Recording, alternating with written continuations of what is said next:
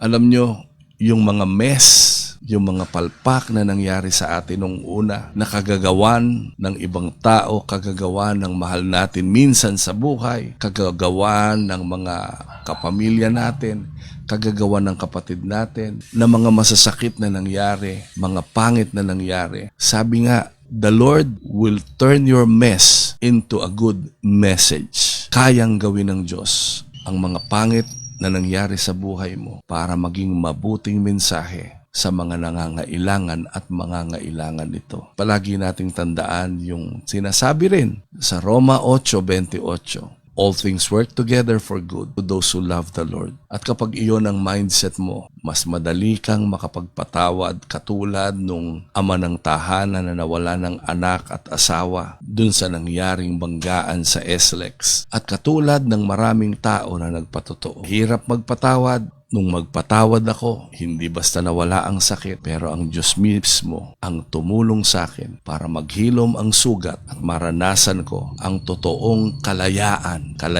na nagmumula sa ating Panginoon. Ulitin ko, mahalin ninyo ang inyong mga kaaway at ipanalangin ninyo ang mga umuusig sa inyo. Pagpalain ng Panginoon ang pagkabasa ng kanyang banal na salita.